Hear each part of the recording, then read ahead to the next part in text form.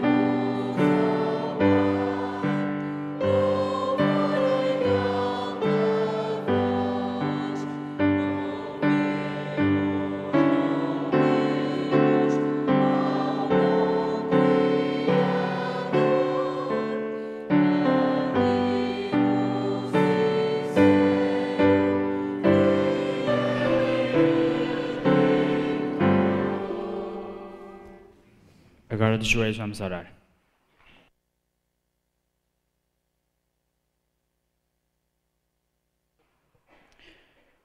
Ó doce Pai que habita nos altos céus, vimos até Ti, Pai, humildes de coração, pedir-te que neste momento estejas entre nós, Pai, que possas abençoar estes momentos de unidades de ação que vamos ter, que possa ser com os dinamizadores, com os participantes da unidade de ação, para que naquele pequenino grupinho se possam partilhar ideias, se possam partilhar experiências e que daquele pequeno grupinho possamos todos ser mais enriquecidos.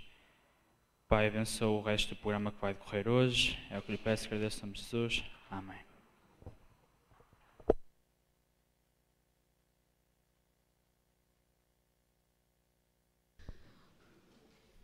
O vídeo do boletim missionário desta semana não trata das divisão-alvo das ofertas do 16º sábado, mas trata da experiência de alguns pioneiros da missão global.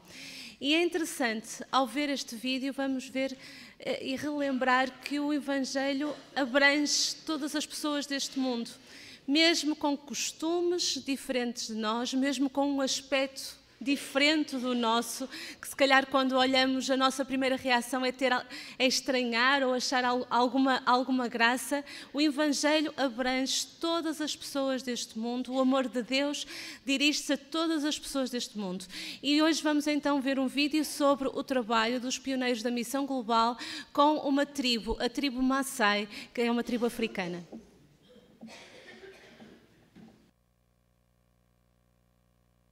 Os Maasai são um povo nómada de criadores de gado que vivem ao longo da fronteira do Quênia e da Tanzânia. O gado é a riqueza deles, por isso andam de lugar em lugar à procura de pastagens frescas para os seus animais. A maioria dos Maasai vive em pequenas casas temporárias ou grupos de casas, chamadas kraals ou bomas. Estas humildes habitações são normalmente feitas de paus e estocadas com excrementos de vaca. Mas nesta comunidade, os Maasai têm uma estrutura especial construída com tijolos. Esta é uma igreja adventista do 7º dia Maasai.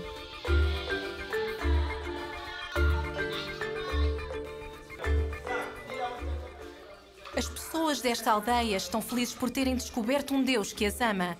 Há algum tempo, um pioneiro da Missão Global trouxe para aqui a mensagem do Evangelho e hoje um grande grupo de pioneiros continua a levar a mensagem de esperança às pessoas que ainda não foram alcançadas aqui.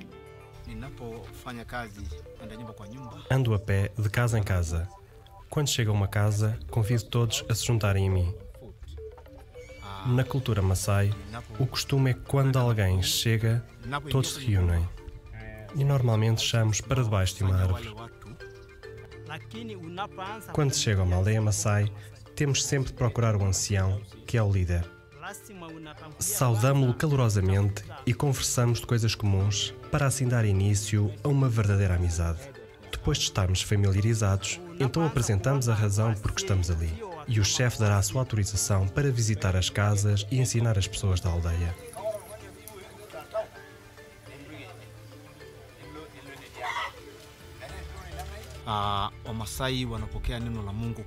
Ficamos felizes quando o povo Maasai aceita alegremente as boas novas do Evangelho.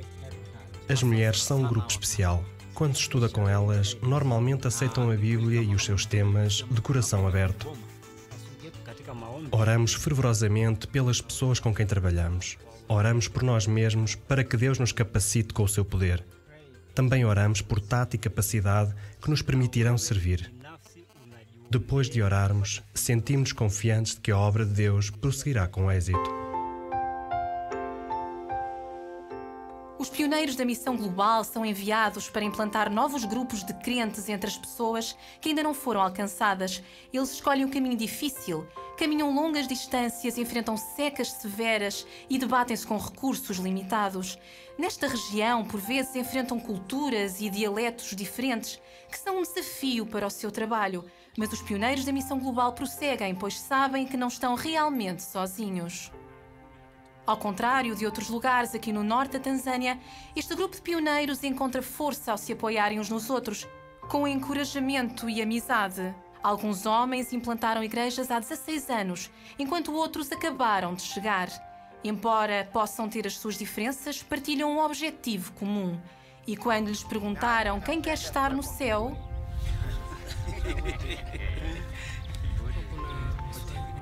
ao pensarmos no futuro do nosso trabalho com pioneiros, oramos para que o nosso trabalho de casa em casa se torne um grupo da escola sabatina e depois numa igreja como esta.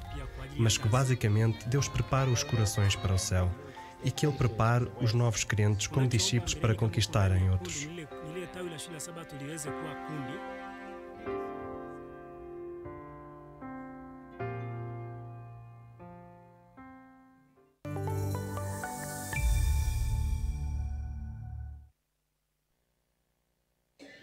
Iremos agora passar aos momentos de recapitulação da lição. Iremos pedir a todos os dinamizadores que se pudessem dirigir às suas unidades de ação e a lição terminará às 11 menos um quarto.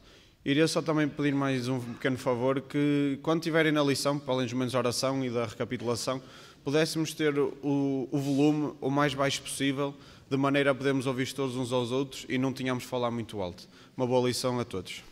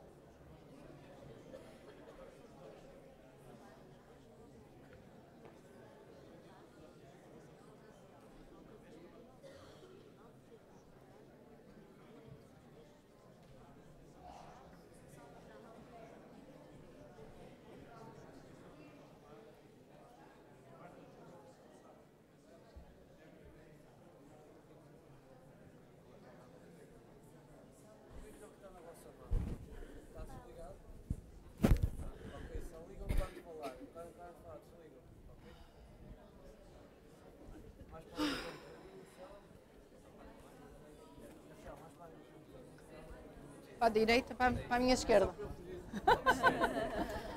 Eu já troco, pois ele ainda me diz ao contrário. Olha, eu vou pedir-vos só para se chegarem todos mais para aqui, está bem? Porque eu tenho que ficar aqui, não posso sair daqui. Isso, obrigado. Castelo, junta-te a nós. Então, bom dia, amigos. Estão bons? A semana foi boa? Muito bem. Queria também cumprimentar quem está a ver-nos lá em casa. Espero que a semana também tenha sido boa e, de alguma forma, possa sentir-se também aqui junto de nós. Então, nós vamos continuar a relembrar aquilo que temos vindo a estudar ao longo da semana. Continuamos com o livro de Jó. Vocês já estão um bocadinho cansados do livro de Jó ou acham que ainda temos alguma coisa mais a aprender com este livro? Acham que sim? Vamos aprender mais alguma coisa? Então, esta semana, o título não é dos mais atrativos. O castigo retributivo. O que é isso? Do castigo retributivo. Vamos ver, vamos relembrar aquilo que fomos estudando. Mas eu queria que nós começássemos esta recapitulação da lição com duas perguntas. Queria que ficassem com elas na mente. A primeira é, será que todo sofrimento vem do diabo? Todo? Ou às vezes, em alguma circunstância, o sofrimento também vem de Deus? Esta é a primeira pergunta. A outra, que está interligada, é, pode de alguma forma um Deus de amor, um Deus que deu o seu Filho na cruz por cada um de nós, pode enviar sofrimento aos seus filhos? Se Deus é um Deus de amor, porquê que às vezes Ele pode enviar o sofrimento aos filhos? Estas são as perguntas que podem estar na nossa mente. Sabem, hoje nós sabemos que as perguntas que foram colocadas, que foram levantadas pelos amigos de Jó, pelo próprio Jó, não são mais do que afrontas ao caráter de Deus. Hoje nós sabemos isso. Sabemos onde é que eles erraram, sabemos onde é que eles falharam, sabemos o que é que envolve tudo aquilo que estava a ser vivido por Jó. E nós não podemos esquecer que o grande conflito era o contexto que o Jó, a família de Jó e os amigos viviam. Mas hoje nós sabemos tudo isso. Mas Jó na altura não sabia. Os amigos de Jó não sabiam. E é muito fácil para nós hoje dizermos, os amigos de Jó também com amigos daqueles, quem é que precisa de amigos? Não é? Porque eles só puseram Jó ainda mais para baixo, acusaram Jó de ser pecador, disseram que se Deus levou os filhos é porque tinha que ser assim e mereceram, fizeram por isso. E nós não precisamos de amigos desses. Mas eu queria que nós ficássemos com isto na nossa mente. Os amigos de Jó deram apenas aquilo que tinham. E nós não podemos dar mais do que aquilo que temos. E eles, naquela altura, não tinham a Bíblia sequer. Nós hoje temos. Por isso não temos essa desculpa. Nós temos, assim, grosso modo, 66 livros só que Ellen White escreveu. Só. Depois eles multiplicam-se por temas, há compêndios de acordo com determinados temas, mas hoje nós temos o Espírito de Profecia. Nós hoje temos a explicação que o próprio Deus deu para aquilo que Jó estava a viver. Por isso hoje não temos as desculpas dos amigos de Jó, não temos as desculpas do próprio Jó. E se, de alguma forma, o Jó que está lá para trás foi uma lição para nós, é uma experiência que nós podemos aprender, o que me preocupa hoje são os Jós de hoje. São os amigos de Jó de hoje. Como é que nós encaramos o sofrimento? Como é que aí o microfone, eu queria que vocês falassem. Quando algum de nós passa por um momento difícil de saúde, um vosso amigo qualquer, nós já perdemos alguns amigos. Já perdemos alguns amigos que lutaram com a doença, com alguma dificuldade e não conseguiram vencê-la. Como é que nós encaramos isso? Será que eles tiveram o que mereceram? Portaram-se mal e Deus castigou? Ou como é que vocês veem isso?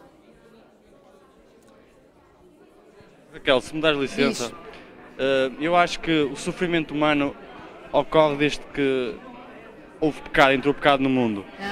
E as coisas más acontecem não porque Deus envia o mal, mas porque Deus às vezes retira a sua proteção. E vemos isso muitas vezes no Velho Testamento, com o povo de Israel, que aconteceu muitas vezes isso. Que o povo foi desobediente, Deus retirou a sua proteção e por causa disso aconteceu o mal. Portanto, eu não acredito de maneira nenhuma que Deus envie diretamente o mal, porque o mal, Deus é bem e Deus não é mau. Então, o que tu estás a dizer, por outras palavras, é quando o sofrimento vem, de alguma forma Deus pode intervir para pegar nesse sofrimento e dar-lhe um ensinamento diferente, ou dar-lhe de alguma forma, pegar nisso e transformar numa bênção? Sim, por vezes também é, porque Deus também nos envia provações para nos ensinar e Ele próprio promete que nunca nos enviará nada que nós não consigamos suportar. Okay. E isso servirá também para o nosso crescimento espiritual. Muito bem. Sabem que a nossa tendência é, ainda hoje de manhã, quando eu me levantei, fui tomar banho, depois a Ana, estávamos a partilhar a mesma casa de banho, e a primeira coisa que eu lhe disse foi: estou com uma dor de costas e com uma dor de cabeça que não está fácil. Pronto, e foi o meu desabafo. E é verdade, não menti. Mas às vezes, espiritualmente, nós também fazemos isto. Dizemos, estou tão desanimado, porque a vida corre-me tão mal, olha como foi acontecer, eu que até me porto tão bem, vou todos os dias à igreja, sou isto e aquilo e tenho esta responsabilidade. E porquê é que isto me acontece? Acham que nós devemos fazer isto? Devemos queixar-nos das nossas dores de costas e dor de cabeça espiritual? Deixem-me dizer-vos o que é que Ellen White, quando foi confrontada com esta pergunta, ela dizia. E isto pode parecer que está um bocadinho fora da lição, mas não está.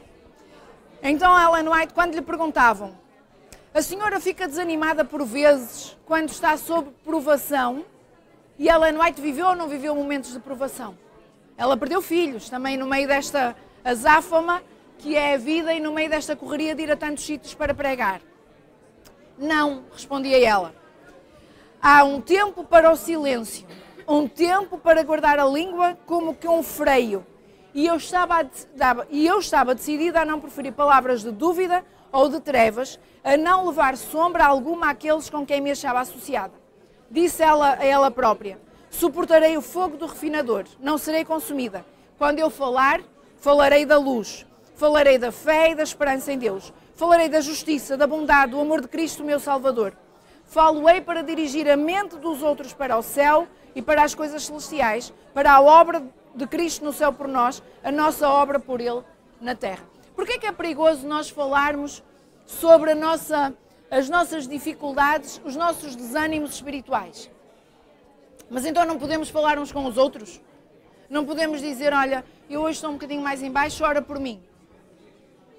Quando nós falamos das nossas lutas, quando nós verbalizamos as nossas dificuldades, quem é que está atento? Além de Deus, que ouve tudo, mas quem é que está atento também? Satanás.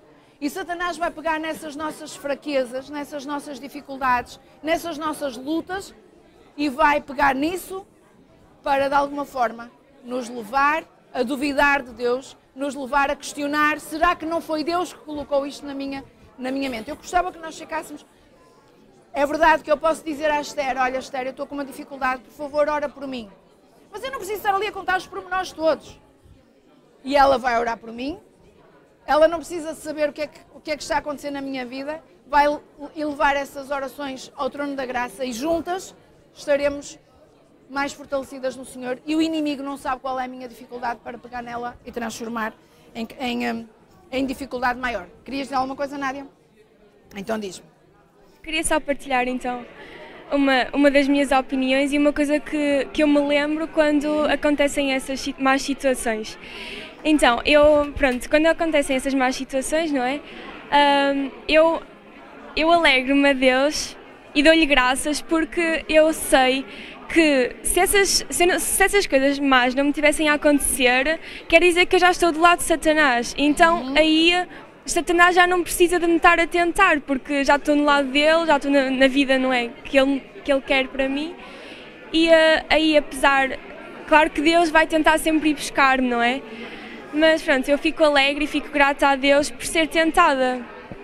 E porque Ele prometeu que não nos deixaríamos de ter dificuldades, mas Ele estaria connosco nessas dificuldades, não é? É aquilo que te dizia há bocadinho. Deus nunca vai... permitir que as nossas tentações sejam maiores do que aquilo que nós, com Ele, conseguiremos suportar. Sempre com Ele. E amigos, por mais que nós estudemos o livro de Jó, por mais que venham aí mais trimestres sobre o livro de Jó, nós não vamos conseguir nunca explicar o mistério da iniquidade. Ou seja, nós nunca vamos conseguir explicar porque é que o pecado surgiu, como é que surgiu. Nós sabemos aquilo que é necessário saber. Deus não nos deixa na ignorância. Nós sabemos que começou no céu, nós sabemos que o orgulho subiu ao coração de Satanás, de Lúcifer na altura, mas não sabemos porquê que isso aconteceu. Não interessa, é um mistério que não nos cabe explicar. Porquê? Porque o pecado não tem explicação. Então eu não queria que demorássemos muito tempo a pensar nisso. Agora, que nós vivemos sobre o domínio do pecado, vivemos. Não é? Outros mundos foram tentados, não cederam à tentação de Satanás, mas Adão e Eva caíram nessa cilada, digamos assim, e nós hoje sofremos essas consequências. Então, semana passada nós vimos e estudamos sobre os comentários que Elifaz fez à situação de Jó. Sabem, lá em casa ouve-se muitas vezes a frase: caladinho, és um poeta. Não sei se vocês conhecem esta expressão, mas nós lá em casa ouvimos isto muitas vezes lá com os miúdos. Caladinho, és um poeta. E às vezes os amigos de Jó, se estivessem caladinhos, tinham acertado mais, não é? Mas eles não resistiram e começaram realmente a comentar aquilo que Jó estava a viver. Então,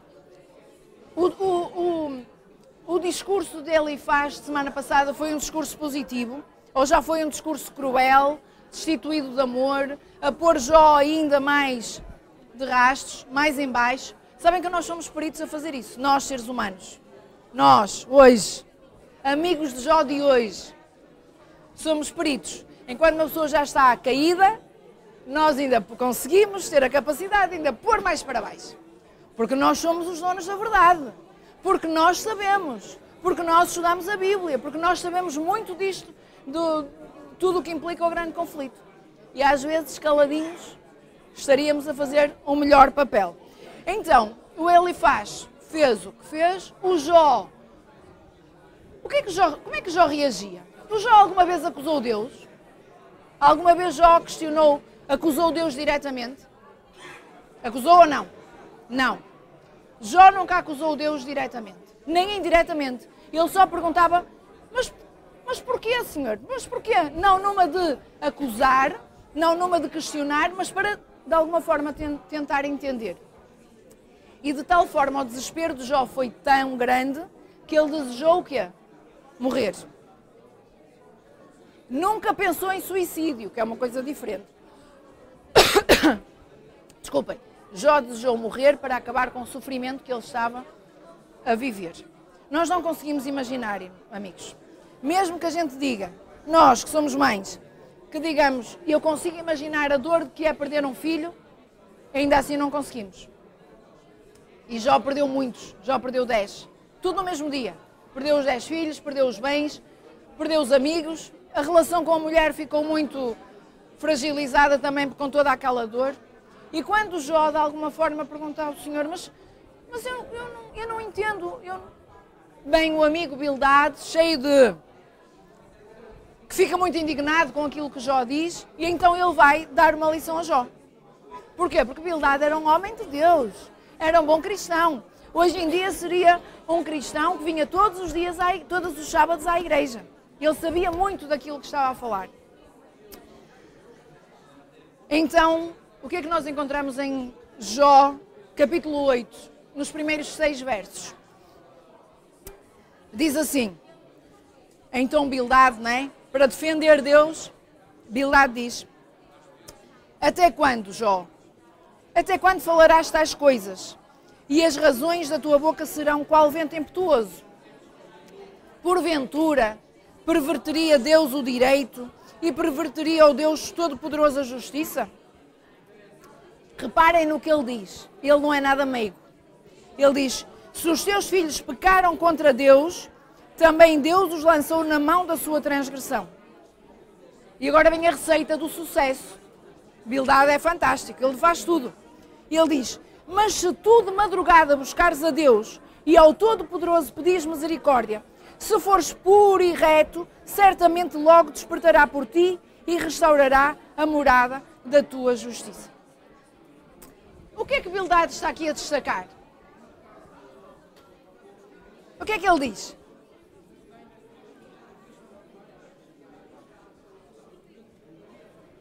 Bildade diz,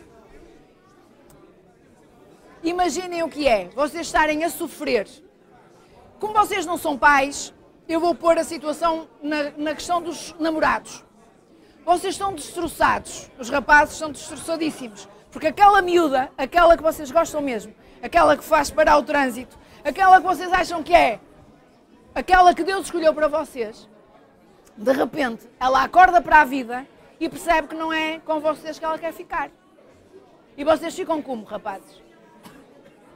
Não comem, ficam isolados, estou a dramatizar. Nunca façam isso por nenhuma miúda, mas pronto. Imaginando. E vem o vosso melhor amigo e diz o quê? O vosso melhor amigo, aquele que vocês consideram quase irmão. E diz, olha, desculpa lá, mas se ela te deixou, é porque tu mereceste. Ela até já foi tarde. Porque aguentar um fulano como tu, ela já fez muito. Como é que vocês se vão sentir? Vão sentir-se muito bem, não é? Vão sentir-se pior ainda. Foi um bocadinho isto que Bildade fez com Jó.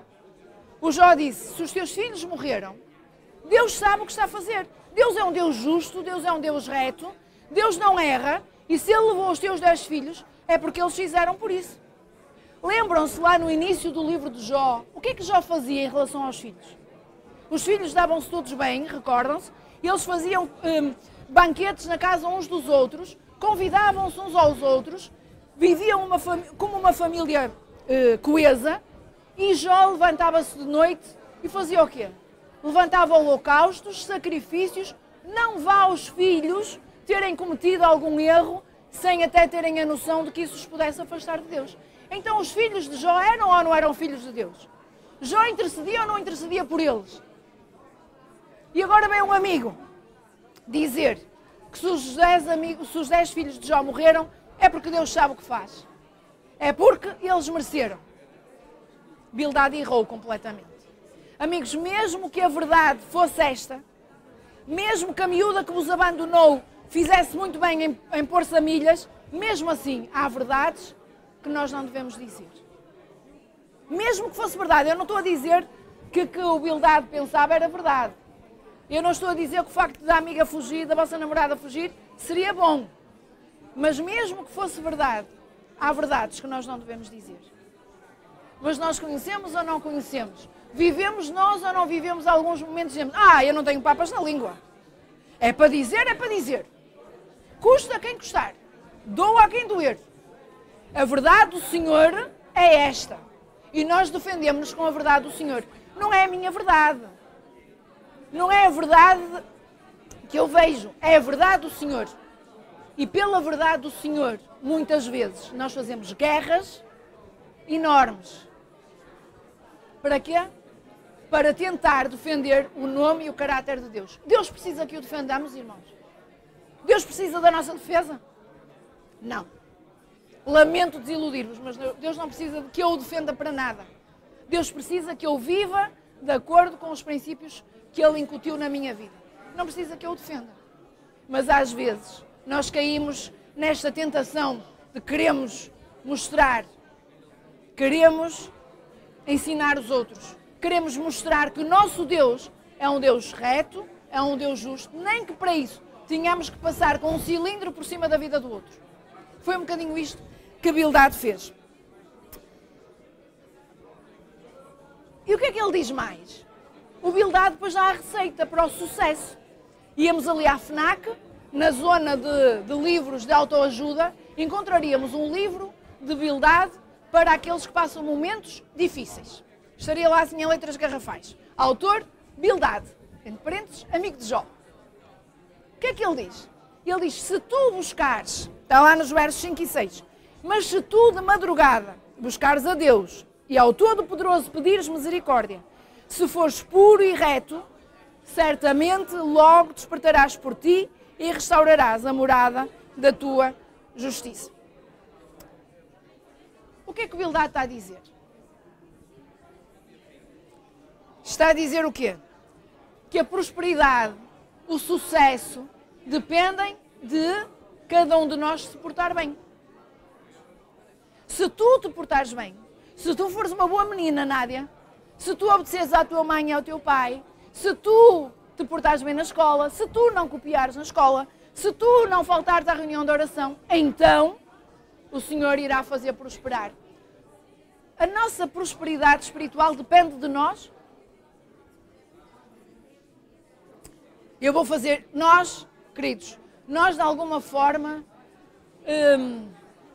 é verdade que respeitamos, mas lamentamos muitas vezes, quando ali pela altura de maio, fins de abril, inícios de maio, nós começamos a ver centenas de pessoas que fazem uma peregrinação de semanas, de quilómetros e quilómetros. Eu respeito, mas eu fico um bocadinho a lamentar o porquê daquelas pessoas estarem a fazer aquilo. Não faz sentido aquilo que elas estão a fazer, dizemos nós. E faz sentido não fazermos centenas de quilómetros, mas virmos à igreja porque queremos comprar o favor de Deus. Damos o dízimo porque assim Deus vai nos abençoar. Não faltamos a uma atividade de jovens porque senão o que Bildad está a dizer é completamente errado. Ele acertou em algumas coisas, mas nesta ele errou por completo. A nossa prosperidade espiritual não depende de nós sermos bonzinhos, não depende de nós sermos corretos, porque não depende de nós. Para que não fiquem dúvidas, a única coisa que depende de nós é aceitarmos o sacrifício que Jesus fez na cruz. Isso sim depende de nós, porque Deus não vai obrigar-nos. Mas nada do que eu faço, nada. Não é porque eu canto muito bem, não é porque eu prego muito bem, não é porque eu limpo muito bem a igreja, que isso vai garantir-me um lugarzinho nessa Canaã celestial que o Senhor está a preparar para nós. E sabem, na vida espiritual não há uma fórmula matemática.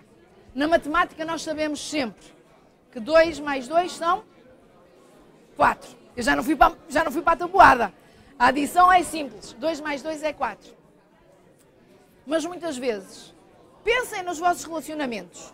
Pensem nos vossos conhecidos. Vocês conhecem ou não filhos de Deus, sem estarmos a fazer juízos, mas que nos parecem realmente filhos de Deus consagrados ao Senhor, que vivem uma espiritualidade verdadeira, que têm um relacionamento próximo com o Senhor e ainda assim desaparece um cancro, por exemplo. Ainda assim, um relacionamento que parecia perfeito, de repente, desaparece. E conhecemos outros casos de pessoas que não querem saber de Deus para nada, que até ridicularizam a presença de Deus e a pessoa de Deus, e no entanto eles prosperam ou não prosperam. Então, isto de alguma forma deve nos fazer pensar. Não é porque nos portamos bem, não é porque vimos à igreja cada sábado, que é garantido que não teremos problemas. O Senhor disse, e há bocadinho eu dizia isso em relação àquilo que a Nádia comentou, o Senhor nunca disse, vai para a igreja e a vida vai ser um mar de rosas. Tem um relacionamento comigo e vais prosperar financeiramente, vai ser uma maravilha. Deus nunca disse isso.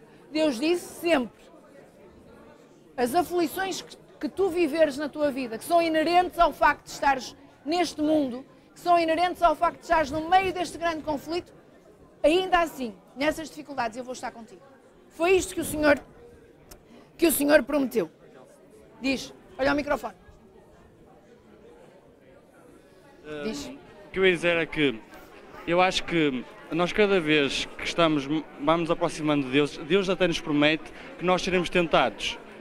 Deus não promete que nós teremos uma vida fácil e que não tenhamos problemas. Deus promete que nós teremos problemas por causa do seu nome. E nós não devemos desanimar por causa disso, porque temos os olhos postos numa recompensa maior, que será a vida eterna. Exatamente. Não podemos ficar limitados por essas dificuldades, não é? O que é que Jó dizia? Ainda que ele me mate, nele eu esperarei. Ainda que ele me mate. Ainda que ele acabe com tudo aquilo que eu tenho, ainda assim ainda assim eu nele vou confiar. Mas há algumas coisas que o Bildad acertou.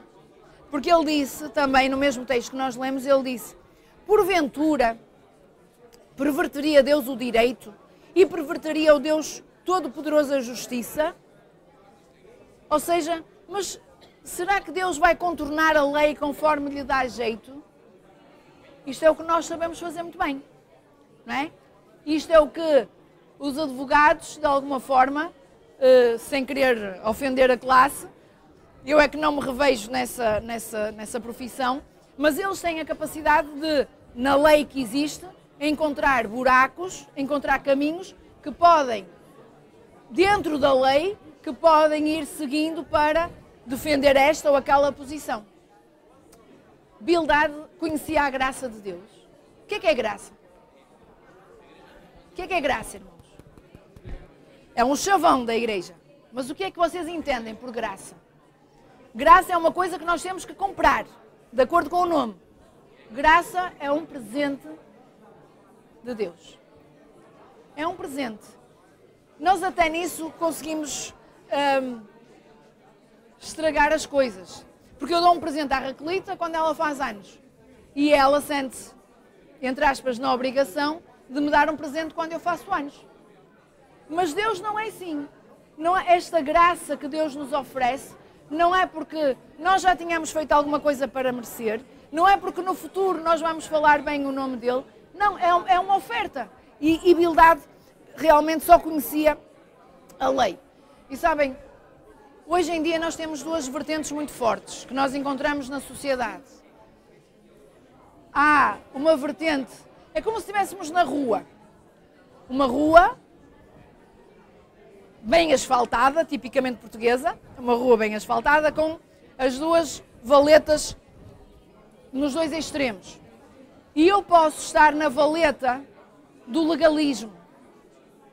Tem que ser pela fé, tem que ser pela lei, a lei tem que ser cumprida, os mandamentos não podem ser cumpridos na íntegra, não posso faltar nem um bocadinho, porque senão está tudo estragado. E eu avalio tudo e todos por essa valeta onde eu estou, é a lei. Mas há uma outra valeta que é tão perigosa como esta, que é a graça. Uma vez salvo, salvo para sempre. Um dia, algures, eu já descia às águas batismais, lá no passado. Por isso, agora, haja o que houver. Nós ouvimos ou não ouvimos isto? Deus é um Deus de amor, faz o que tu quiseres. Vive a vida como tu quiseres. Erra, vive de acordo contra os princípios que Deus tem, porque Deus é um Deus de amor. E quando Ele voltar, Ele vai amar-te tanto, vai ser impossível Ele ser justo. É só pela graça. É perigoso ou não é perigoso? O que é que Deus nos pede para fazermos? É vivermos apenas no legalismo? E batermos no peito porque nós somos cumpridores dos 10 mandamentos? Ou é aceitarmos a graça e o Senhor já fez tudo por nós? O que é que Deus nos pede para vivermos? Se calhar nesse equilíbrio entre a graça e a lei.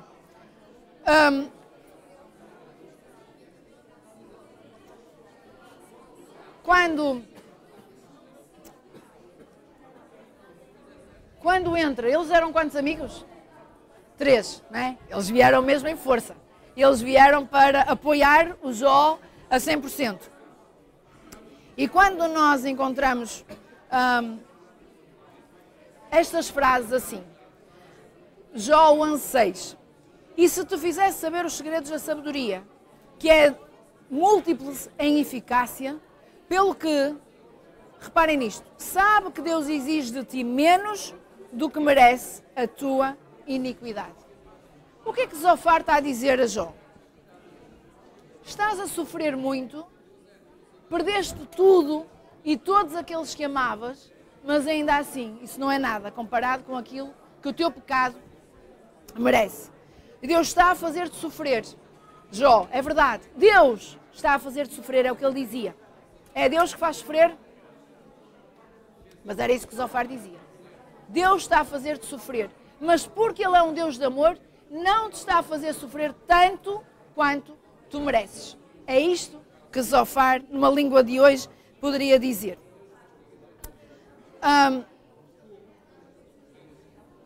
Acham que isto ajuda de alguma forma? Tu queres intervir, Ricardo? Ou não?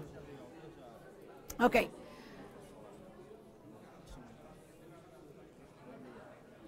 Bom dia a todos.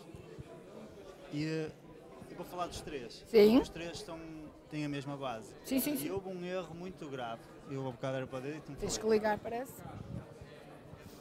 Houve um erro muito grave que os três fizeram. Que foi o princípio que está baixo, pela base de tudo. O princípio cultural daquela altura era: quando eu sofro, melhor, se eu tenho algum tipo de sofrimento, é uma consequência de um pecado que eu fiz. Este era o pensamento cultural. E os três têm a mesma mentalidade. Só que cada um é pior que o outro. Exatamente. E há um pormenor muito importante que nós vamos vendo e mais para a frente ainda vamos ver mais. Cada vez que um dos amigos de Jó fala, Jó responde. E cada vez que Jó responde, a fé dele está cada vez pior. A fé de Jó cada vez vai sendo abalada. E Jó, ele mesmo diz: vocês deviam era de estar-me a animar. Na primeira vez que ele fala, se não me engano, ele diz: vocês deviam estar a animar. Em vez de me animar, vocês estão a fazer o contrário. E ele começa a perder a fé, aos pouquinhos. Ele começa a perder a fé. E isto nós devemos ter muito cuidado. Porque muitas vezes, tu já focaste um bocadinho isso. Nós muitas vezes, quando queremos ajudar alguém, e em vez de ajudarmos e trazermos a pessoa para Cristo, que é o elo que deve haver sempre, de ligação, nós não o trazemos para Cristo. Nós levamos para a lei. E eu não estou a querer dizer que a lei não é importante. Claro. Porque eu tenho aqui, se a gente lê 1 de João, este 1 de João, por acaso, 1 de João 2, de 1 a 4, diz assim: meus filhinhos, estas coisas vos escrevo para que não pequeis. O que Deus quer de nós é que nós não pequemos. Este é o princípio, é que nós andemos justos, porque Jó, no início, o que é que Deus diz de Jó? Era íntegro e reto, era justo. E então ele diz o mesmo para nós. Porquê? Porque vocês têm um advogado. E depois ele diz: e pela propiciação dos pecados, e não somente pelos nossos, mas também pelos do mundo. Ele está a falar de todos. E ele diz a seguir: e nisto sabemos que o conhecemos, se guardarmos os seus mandamentos. Ou seja, nós não vamos guardar os mandamentos porque Deus exige, mas é por amor. Mas porque Deus fez tanto por nós, claro, que nos deu a graça de Jesus, nós, como uma consequência dessa graça, automaticamente vamos querer cumprir o que Ele nos diz. Não porque é uma obrigação, mas porque é um fruto que está dentro de nós e que vai sair para eles. E que vai sair, e é por esse, e isso acho que é o maior testemunho que nós podemos dar. É a forma como nós falamos de Cristo e vivemos o cristianismo. E não tanto por aquilo que a gente fala, às vezes, porque tu disseste, eles caladinhos tinham dado o maior testemunho. Exatamente. E aqueles 3 primeiros dias para Jó devem ter sido uma coisa espetacular. Sem dúvida. Os 3 primeiros dias onde eles estiveram em silêncio, aquilo sentiam o apoio. Ele deve ter sentido, mas depois... Exatamente. Isso... Eu não quero deixar de focar este aspecto da lição porque o nosso tempo está a terminar. Já percebemos que o castigo não vem de Deus, já percebemos que Deus não é um Deus de dor e de sofrimento, mas como é que vocês explicam aquela situação que vimos na lição, que a terra se abre para engolir Coré, Abirão e o Datã? Como é que nós explicamos isto? De repente a terra abre-se, engole aqueles homens, as suas famílias, as suas crianças e tudo aquilo que estivesse colado a eles seria engolido. Deus é um Deus de castigo. Como é que nós encaramos o dilúvio? Se calhar é mais fácil para nós explicarmos. O dilúvio veio destruir tudo. Porquê? Porque a maldade do homem se multiplicava.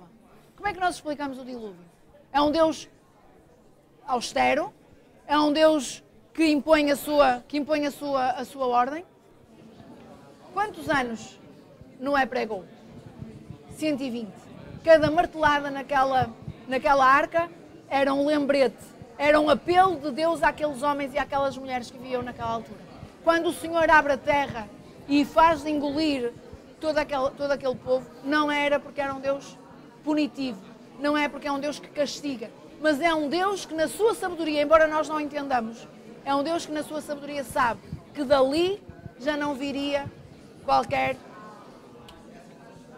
momento de arrependimento, qualquer momento de voltar ao caminho que o Senhor tem para eles. Por isso, se há momentos em que nós não entendemos as atitudes do Senhor, confiamos que apesar de tudo isso, o Senhor na sua sabedoria sabe que dali já não haveria mais nada a fazer. E impede de alguma forma que esse pecado se repercute e ainda venha a aumentar mais. Que o Senhor nos abençoe grandemente e que nos ajude a ter essa relação de muitos braços grandemente.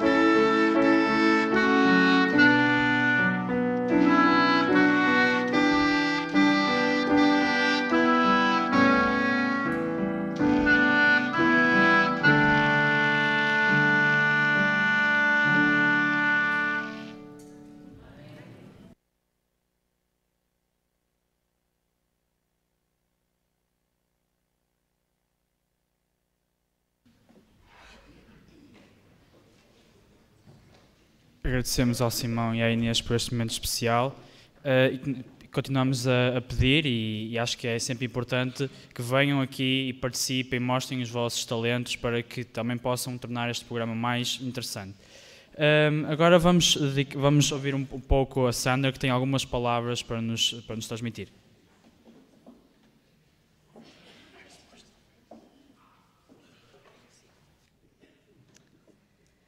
Desde 1621, nos Estados Unidos, no outono, no fim do mês de novembro, que existe uma celebração de gratidão a Deus por todas as boas colheitas ao longo daquele ano. Esta celebração, como todos conhecem, é o Dia de Ação de Graças e, como o nome indica, é o dia em que as pessoas se juntam para prestarem louvores e gratidão a Deus por todas as bênçãos que receberam. Mas também é um dia em que elas se juntam para expressar carinho pelos seus amigos e familiares. E nós, tantas são as bênçãos que nós recebemos diariamente.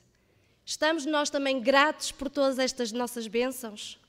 Porque essa gratidão a Deus deve ser expressa regularmente, tanto de forma particular como publicamente. E porquê? Porque essa é a vontade de Deus para cada um de nós. O que é que nos diz em 1 Tessalonicenses 5,18? Em tudo dai graças, porque esta é a vontade de Deus em Cristo Jesus para convosco. É isto que Deus quer que nós façamos, que demos graças por todas as bênçãos, por tudo aquilo que Ele nos dá a cada dia. Darmos graças a Deus, expressarmos a nossa gratidão, fortalece o nosso coração, fortalece o nosso senso de gratidão e motiva outros também a cultivar um coração agradecido. Uma atitude de gratidão proporciona ao coração bênçãos incontáveis e transforma a nossa vida num canal de bênçãos para todos aqueles que nos rodeiam. Como nós todos conhecemos os benefícios de um coração agradecido, como nós todos conhecemos também os benefícios de louvarmos em conjunto, o Ministério da Mulher quer convidar todos a, no próximo sábado, dia 19, a celebrarmos um programa de ação de graças, um programa especial de louvor e de ação de graças a Deus por todas as bênçãos que temos recebido. Este programa especial vai ser dirigido pela anciã Ruth Mónica Ferreira. Queríamos convidar-vos a todos a estar presentes, mas não queríamos que viessem só. Queríamos que trouxessem um amigo para podermos partilhar com eles a nossa alegria e também poder partilhar com eles esta gratidão que temos a Deus por tudo aquilo que nos dá. Este programa especial irá iniciar-se às 9h45 e não vai haver escola sabatina e culto separadamente. Vai ser um programa que vai ser ininterrupto, sempre contínuo, desde as 9h45 até ao fim dos serviços da manhã. Deus dá-nos tanto e há pessoas à nossa volta com tão pouco. Por isso nós também queremos convidar-nos no próximo sábado a trazerem algo para podermos partilhar, para podermos oferecer a quem tem menos do que nós e a também sermos uma bênção na vida dessas pessoas. E como é que podemos fazer essa contribuição? Poderão trazer alguma coisa do vosso quintal e assim poderão ser muito úteis para utilizar e para serem úteis na confecção dos alimentos para os sem-abrigo. Poderão trazer também algo da vossa despensa e serão muito úteis para encher e rechear os cavados da adra local. E se não quiserem, também poderão fazer uma contribuição monetária. Esta contribuição pedíamos apenas que no envelope, na parte de fora, colocassem a oferta do Dia da Ação de Graças. Se quiserem mencionar também para onde querem destinar essa oferta, poderão escrever. Mas esta oferta irão colocá-la no cesto que irá haver na escola sabatina. A oferta monetária, escrevem por fora no envelope Dia da Ação de Graças, a oferta do Dia da Ação de Graças e colocarão no cesto que irá estar na escola sabatina. Todas as outras ofertas, seja para os sem-abrigo com alimentos do quintal, seja para a adra com alimentos comestíveis, poderão pôr na entrada, irá estar para sábado uns cestos na entrada onde poderão colocar esses materiais. E assim também poderemos agradecer a Deus e poderemos ser uma bênção para todos aqueles que têm menos do que nós. Por isso, não se esqueçam, para sábado, às 9h45, tragam um amigo, vamos todos louvar a Deus em conjunto, prestar a culto e adoração a Deus, mostrar como estamos gratos a todas as bênçãos que Deus nos traz e não se esqueçam da vossa oferta. Obrigado pela vossa atenção.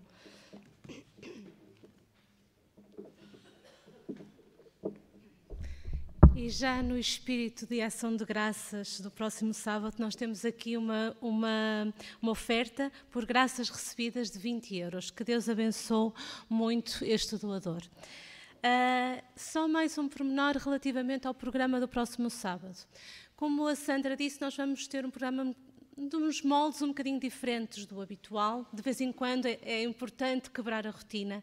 Será um programa contínuo, haverá muitas participações, as nossas crianças também vão participar e, portanto, a escola sabatina estará envolvida no próprio programa. E, portanto, a lição será, em geral, ok? Haverá um tempo um bocadinho mais reduzido para a lição, mas ela vai ser em geral, e nós agradecíamos que no próximo sábado, a título excepcional, não houvesse a colaboração da congregação durante a lição. Isto porquê? Porque temos o tempo muito contado e depois vamos ter algumas intervenções durante a lição, e às vezes intervenções fora de quem está dentro do programa poderiam quebrar um bocadinho o fio à meada, entre aspas, ok? E, portanto, estão todos convidados, tragam alguém.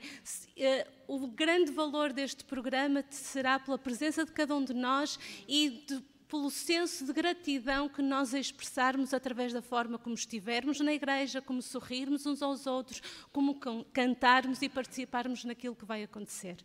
E agora, para terminarmos a nossa escola sabatina, vamos cantar o hino número 271, cujo título é Que Prazer é Ser de Cristo. Hino número 271.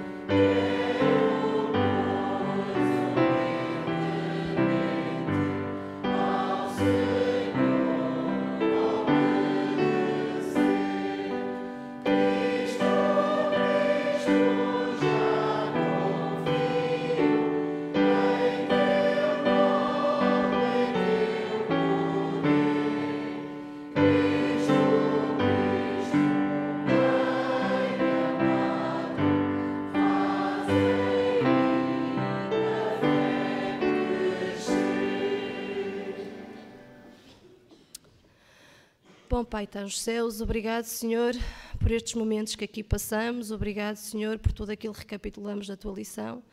Ajuda-nos, Senhor, que com as nossas palavras possamos ser uma bênção para todos aqueles que nos rodeiam, possamos ter palavras de compaixão, Senhor. Ajuda-nos a não julgar aquilo que não conhecemos e só pelos factos que vemos também, Senhor. Ajuda-nos também realmente a fortalecer a nossa fé, ajuda-nos a caminhar diariamente contigo. continua a abençoar todos os serviços desta manhã, que te peço e agradeço em nome de Jesus. Amém.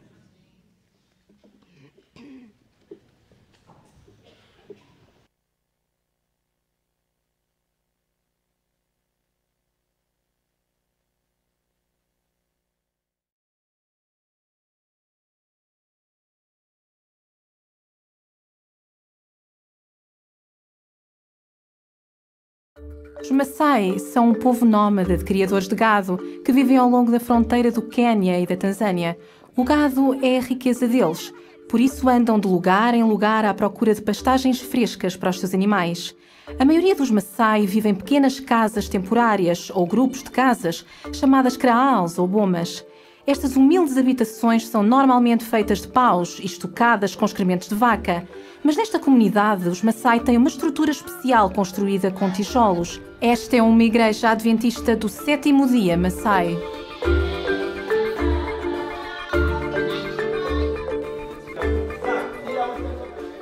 As pessoas desta aldeia estão felizes por terem descoberto um Deus que as ama.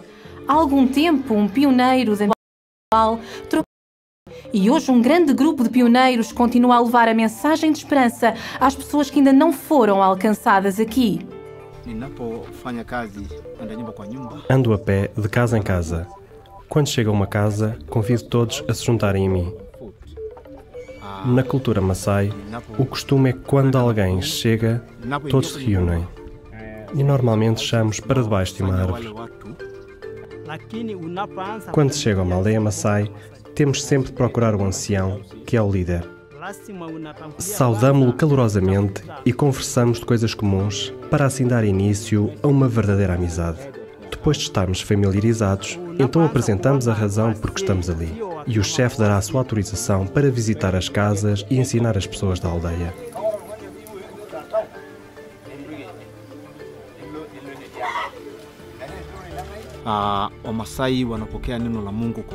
Ficamos felizes quando o povo Maasai aceita alegremente as boas novas do Evangelho. As mulheres são um grupo especial. Quando se estuda com elas, normalmente aceitam a Bíblia e os seus temas de coração aberto. Oramos fervorosamente pelas pessoas com quem trabalhamos. Oramos por nós mesmos para que Deus nos capacite com o seu poder. Também oramos por tato e capacidade que nos permitirão servir. Depois de orarmos, sentimos-nos confiantes de que a obra de Deus prosseguirá com êxito. Os pioneiros da Missão Global são enviados para implantar novos grupos de crentes entre as pessoas que ainda não foram alcançadas. Eles escolhem um caminho difícil, caminham longas distâncias, enfrentam secas severas e debatem-se com recursos limitados. Nesta região, por vezes, enfrentam culturas e dialetos diferentes que são um desafio para o seu trabalho. Mas os pioneiros da Missão Global prosseguem, pois sabem que não estão realmente sozinhos. Ao contrário de outros lugares aqui no norte da Tanzânia, este grupo de pioneiros encontra força ao se apoiarem uns nos outros, com encorajamento e amizade. Alguns homens implantaram igrejas há 16 anos, enquanto outros acabaram de chegar. Embora possam ter as suas diferenças, partilham um objetivo comum. E quando lhes perguntaram quem quer estar no céu,